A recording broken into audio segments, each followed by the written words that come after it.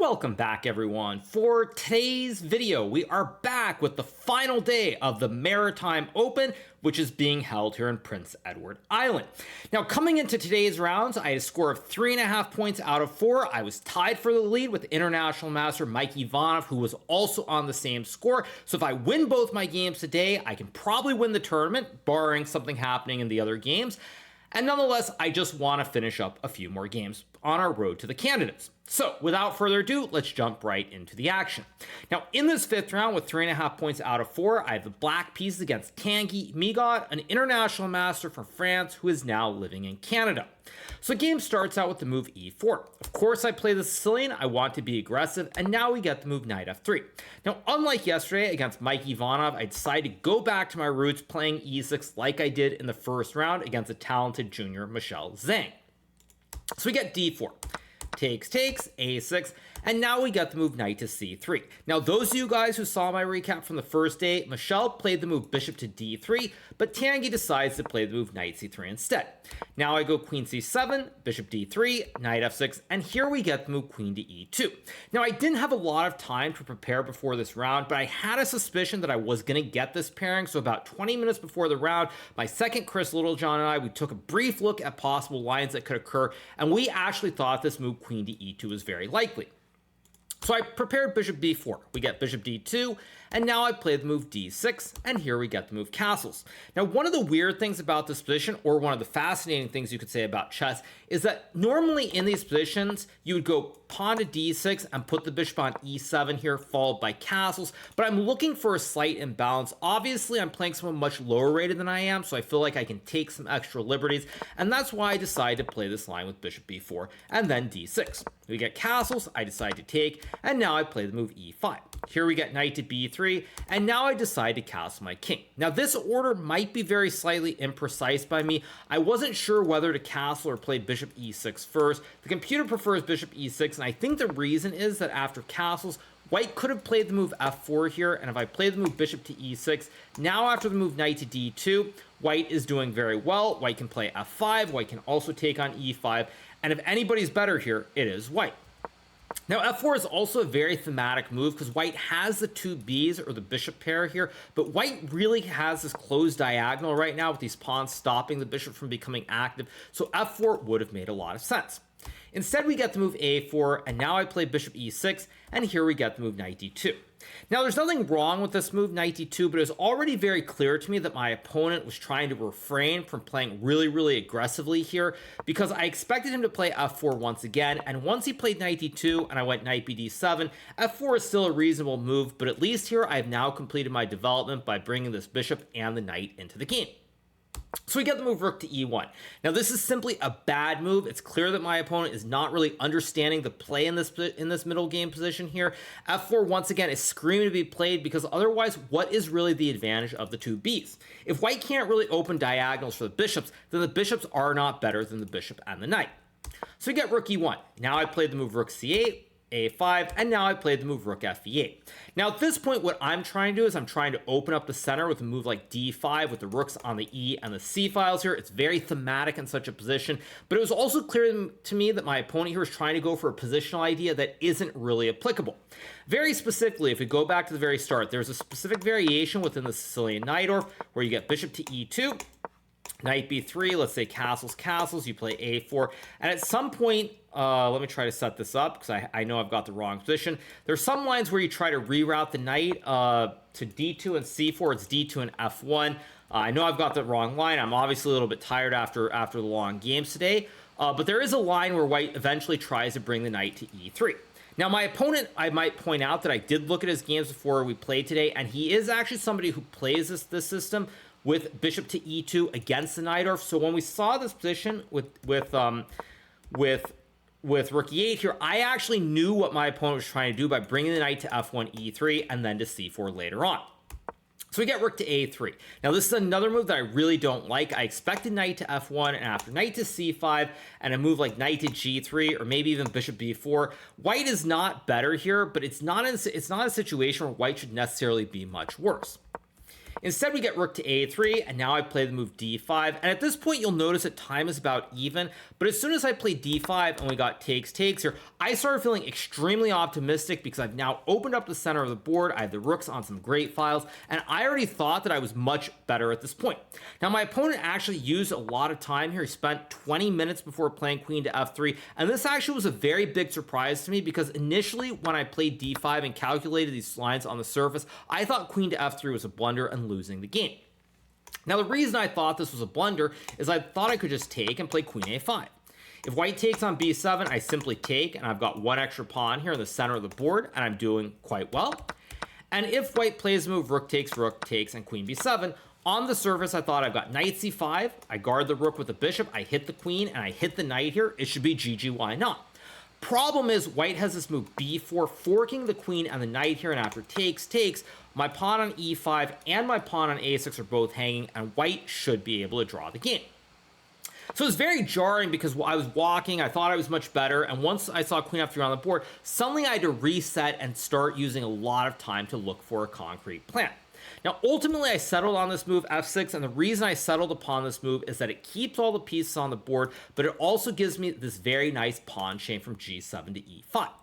Now we get the move bishop to f5, and as soon as I saw this move, which was played by my opponent after a 10-minute thing, I started wondering to myself, why did I spend so much time on this move f6? Now, had I known bishop f5 would be played, I would have played f6 in probably 5 minutes, because the move that I was really concerned about was this move bishop to e4, and most likely in this position, what I would have played is knight to f4 here. Not knight takes bishop, because after takes, queen takes a5, bishop b7, takes. Black is probably better in this position, but with the limited material on the board, I was not convinced that I would be able to win this position. So most likely what I would have played had bishop b4 been on the board is I would have played knight to f4, and after takes, I would have played rook to b8, and now this position is very, very complicated. If white takes the pawn on a6, I have bishop to d5, hitting this queen, and after queen g3 and knight takes g2 here, this is a big mess after bishop c4 takes and bishop back to a6 here, or maybe bishop f7 is even better. I don't know what's going on, but as I felt like I had to try really hard to win this game, I almost certainly would have played knight to f4. But instead we get bishop to f5, and as soon as bishop to f5 is on the board here, I'm thinking to myself, what on earth is going on? Why did I not play this? Why did I just play f6 in 5 minutes? So now I take the bishop, and here we get queen takes d5. I come back, and we get the move queen to f3. Now, black is a little bit better here. I already mentioned a theme from the Najdorf, but now I want to mention another theme for those of you guys watching at home in terms of why chess is so rich and why you need to play so many openings, because this bishop on this diagonal is blunted by the pawns. And now I'm going to show you another opening very briefly, which is the Nimzo Indian. Very specifically, you get something like knight here, something like takes, you get something like b6, let's say f3. This time I'll try to do it correctly. Just some random position down the road. I'm just going to trade some queens here. And you get some position where in the long run, let's say you got something like this just to illustrate the point. King f8, castles king g8, and rook d1, where material is balanced here. But the point of this situation is that white has a pawn chain from g2 to e4 here, and therefore this bishop on b7 is very passive, and white is better. So now, enough high-level explanations of pawn structures and pawn chains and everything else. Let's get back to the game.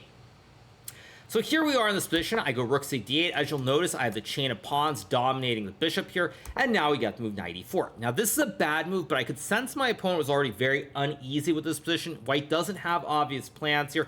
Black has more control of the center. I can reroute this knight, create the wooden shield, so we get the move knight e4. Now, I thought knight f1 was better, and after knight f8, knight e3, say bishop f7 and rook a1, black is still better here, but it is a very, very tiny advantage because white can start to try to trade off the rooks in the center of the board. So we get knight e4. I played bishop d5, setting up the classic wooden shield with the bishop here, and now we get the move queen to e2. I go knight to f8, looking to put the knight on either e6 or g6, and go to d4 or f4. We get f3, knight to e6, and now we get the move knight g3. Now in this position, I played knight to f4, attacking the queen, and we get the move queen to f2, and here I played bishop to e6. Now this is a very nasty move that I played here. I'm trying to set up a very concrete plan, which is that, first of all, I have an obvious tactic, which is overlooked here, but the secondary idea is after a move like, let's just say king to h1, after knight to d5 here, white has a big problem because the pawn on a5 the bishop on c3 and the pawn on c2 are all kind of loose here. So say white plays ah3, I can simply chop the bishop and win a pawn on a5. If white takes with a pawn after rook d5, all of these pawns are super, super weak, and black should be much better. And white also can't really move the bishop because then you would hang the pawn on c2. So I'm really looking to get this knight to d5 to dominate the bishop, the pawn, and this pawn on a5 all at the same time. But I have another idea which my opponent misses. Now my opponent plays a very logical move, bishop to b4, as the queen guards the pawn on c2. But as we're about to see, this move loses on the spot, as I have a very nasty tactic, bishop to h3 here, winning the pawn on g2. Now the problem, of course, is white can't take the bishop because after I chop the pawn, I fork the king and the queen, and this is simply game over on the spot, as a queen is more powerful than a bishop and a knight. But if white doesn't take, then I'm simply going to gobble the pawn on g2, so at this point, the game is effectively over. Now we get the move knight to e2, I take the pawn, rook c1, I drop the knight back to f4. It's not the only way to win, but what I knew at this point in the game is that once we reach this position, with the rooks on the open e and d files here, this bishop so close to the white king here, there's no way for white to survive. So we get rook to c5. Now I play rook to d7, king to h1, rook e d8, setting up the double stack and trying to checkmate on this back rank. We get rook e1, rook d1, and now we get the move queen e2. Here I play queen g6, rook to c4. Worth pointing out, of course, white cannot take the rook on d1 because then queen to g2 would checkmate the white king. So in this position, we get the move rook to c4, I play h5, and now we get the move rook e4. If white were to take the pawn here, the same problem exists. I play rook to d1, setting up this checkmate, and white's best try is rook g4, but I sack the rook with rook takes bishop, and now I have an extra bishop, and I win the game very quickly. So we get rook to e4. Now I play rook takes rook, takes, and here I play the move rook to d5, setting up a double stack on the g file. Now rook to d1 also probably would have won the game, but after queen to f2, I did not see an instant way to win. Actually, the computer shows a beautiful idea with check, and queen takes rook, sacking the queen, and then I guess this endgame is winning because after takes, and king to f7, c4, g5, black is a connected passed pawn, the black king comes over, and the rest is very basic. Now, I didn't see this, so therefore I played rook to d5, setting up a double stack. We get queen f2, rook g5, rook e2, check, and now white sacks the queen for the rook and the bishop. Unfortunately for white, because I have these pawns on the g and the f file, there is no fortress here. I go queen to f5, h4, h3. Now I play king to f7. The reason I push the pawn up here is that I might want to try to infiltrate, line up some checkmates. We get king to f1, queen d5.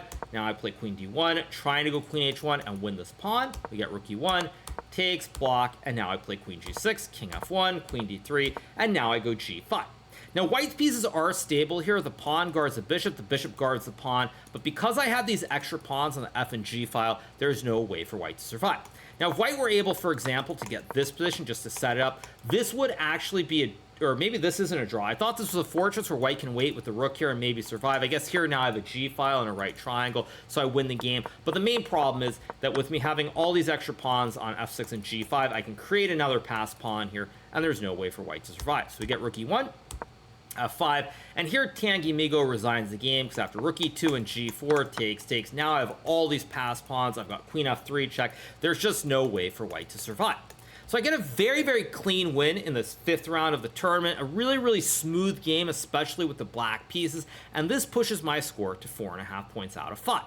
So now in the 6th and final round of the tournament, I have the white pieces against a kid, the FIDE master, Calix Marchand from Nova Scotia. Now, I already played one junior in this tournament. That, of course, would be Michelle Zhang, but now I play my 2nd junior in this event. Now, the one thing that I did realize very early on in this tournament, and this is a problem, I think, in many places where there isn't a big chess community, is that these players are potentially severely underrated. So even though my opponent has a FIDE rating of about 2100, his Canadian rating is 2300, so I know not to take him lightly. All right, so final round of the event, and I open with the move e4 once again. We get c5, knight f3, e6, and now I decide to play the move c3. Now, I've already been on the black side of 2 Con Sicilians, so this time I decide to play the Alpin or the c3 Sicilian by trying to build the big white center. We get d5, takes, d4, knight f6, and now I play the move bishop e3. Here we get the move pawn takes pawn. It's worth pointing out that black can also play a move like knight to c6, and after knight to a3, takes, knight b5, queen d7 takes. This is the game that I had against Arjun Erigaisi in Norway chess earlier this year. So instead we get takes. I take back, bishop b4, knight c3, and now we get the move queen a5. Now it's worth pointing out that I was not happy to see my opponent blitzing out all these moves because I figured my opening would come as a slight surprise. So now I play the move bishop d2. Now this move is a little bit dubious here. Probably I should play rook to c1, but I was trying to get my opponent out of preparation, so I drop the bishop back, we get castles, and now I play the move bishop d3. Here we get b6, a3, takes, and now we get the move bishop a6. Now this move is a serious error here, but already, as you can tell from the time situation, this is the exact moment that my young opponent was out of preparation, and he spent 10 minutes and he goes astray. Now I had a feeling he would play bishop a6 here. Bishop b7 is substantially better because after I castle, black can play the move knight to e4 and white has no advantage. I do know that my opponent was afraid of knight to e5 here, but after knight e5 and this move knight to e4, black has no problems whatsoever in this position. So we get bishop to a6, I go c4 here, attacking the queen, queen to h5, and now I castle my king out of the center. Now, another thing, I realized in our first game we did two positions. Let's go forward. We got knight b7, rook e1, and now we get the move bishop b7, and I play the move bishop b2. Now, this pawn structure or the piece placement is very similar to a position that can occur out of the Nimzo Indian. Now, I've been doing all these random openings and the similarities, so why not do it a third and final time? So let's go back to the Nimzo Indian. So there's a very specific system within the Nimzo Indian, also known as the Karpov system, where you get, let me try to set it up correctly. You get something like takes, d5, takes, bishop d2. And now you get, let me try to remember the exact position. You get something like takes, b6, castles, bishop b7. I think there's c4, knight f6, and something like bishop g5, knight bd7, rook e1, and queen c7. Now, I know I've made the move order, I've misplayed the move order a little bit, so the computer gives white a big advantage, but this is a pretty standard position in the Nimzo Indian. Now, you'll notice here the difference between this position and my game is that here, black has the queen on c7, whereas in my game, the queen's on h5, and this bishop is on g5 versus d2, while this bishop is on d3 versus e2. So, let's get back to the game. All right, so back to the game. We reach this position. Again, queen on h5 versus c7, bishop is on d2 versus g5. So I go bishop to e2 here, guarding the knight, and now we get to move queen to g6, and here I play the move queen b3.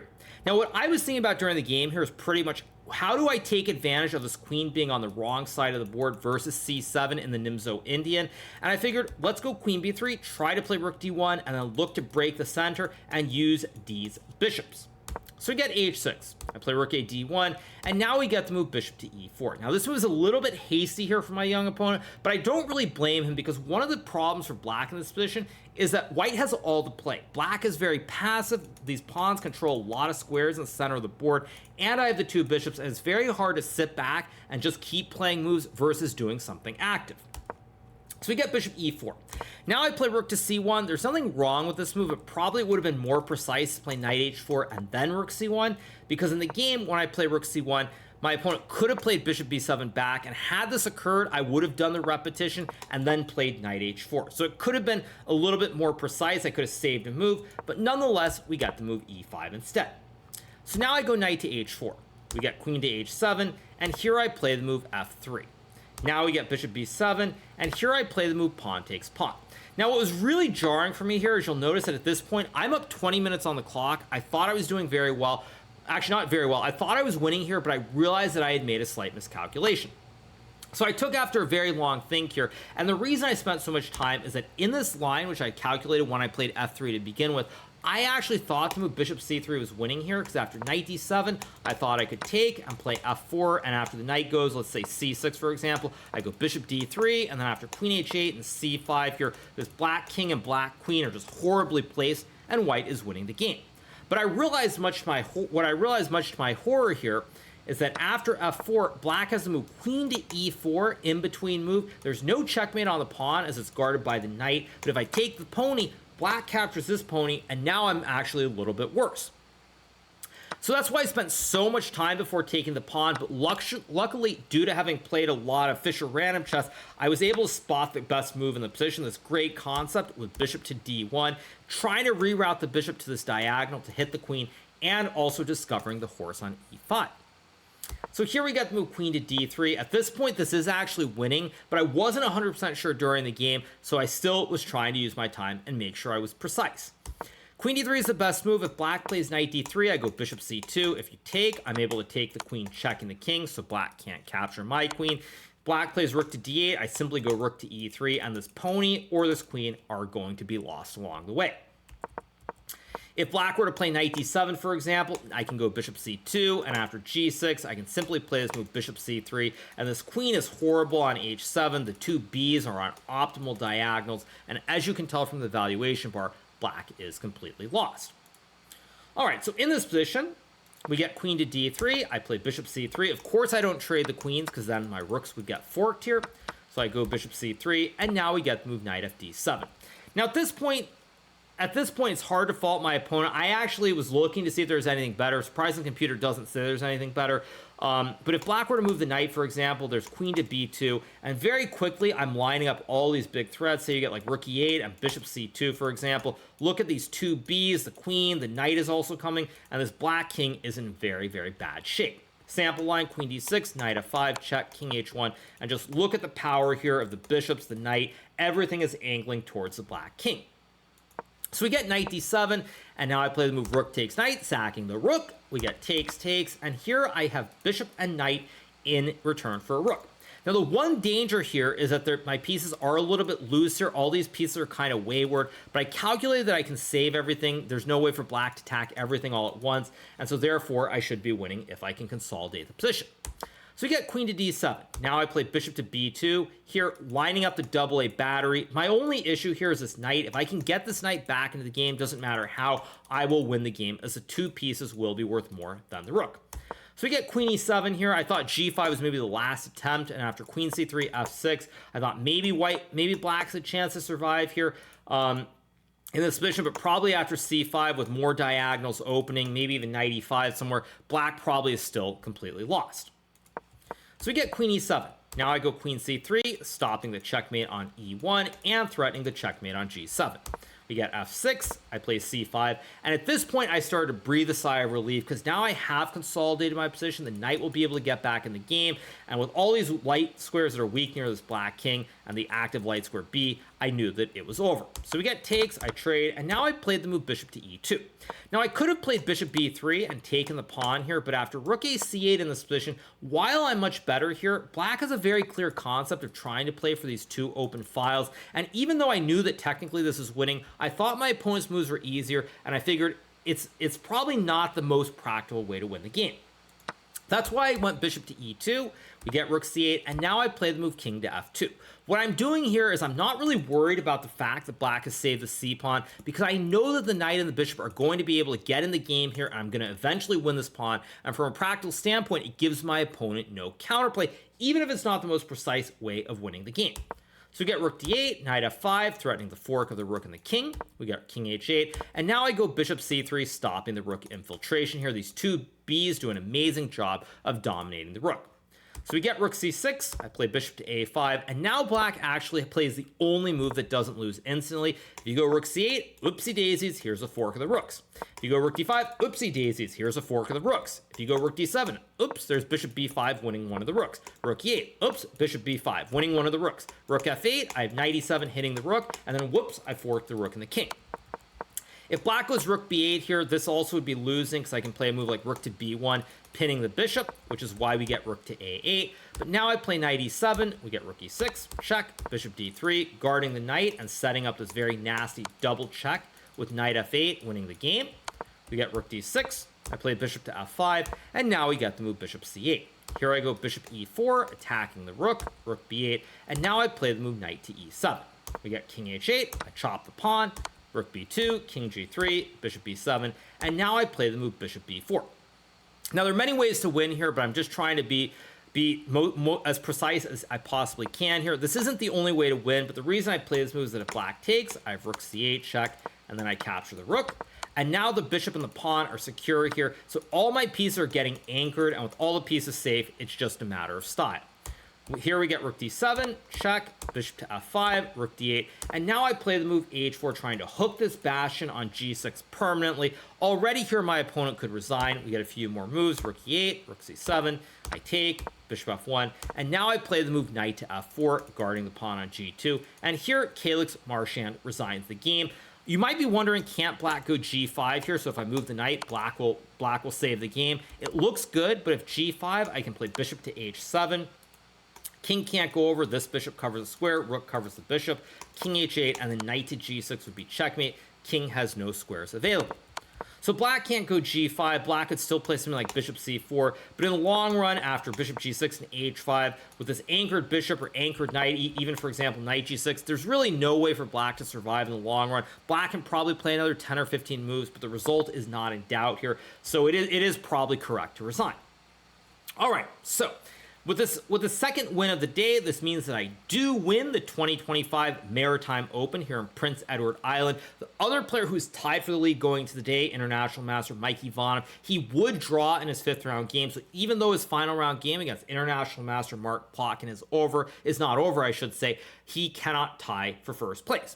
So I get the win. I do lose 3 rating points as a 1 draw. Unfortunately, cost me 4.4. But nonetheless, it was never about the rating, as I've probably said 1,000 times by now. And we get 2 more games under our belt, and we are now 5 games away from qualifying for the FIDE Candidates Tournament. Most likely, I will play the 5 games sometime in November, maybe over Thanksgiving, maybe earlier. Who knows when? But I'm going to be headed to St. Louis tomorrow to help my wife, who's currently playing in the United States Women's Chess Championship. So that is going to do it for our 3rd and final recap from here in Prince Edward Island, Canada. I hope you guys have enjoyed my recaps. I also want to say a big shout out to all the fans, all the locals who are very supportive. It was a really, really great environment. I had a blast, and hopefully I'll be back in Canada sometime soon to play again. But if not, it was a great experience and a great memory for me. So that's going to do it for now. I hope you guys enjoyed this recap. If you're not already subscribed to the channel, make sure that you smash that subscribe button below, and we'll be back with some more great content in the very near future. Have a good one. See you guys. Bye.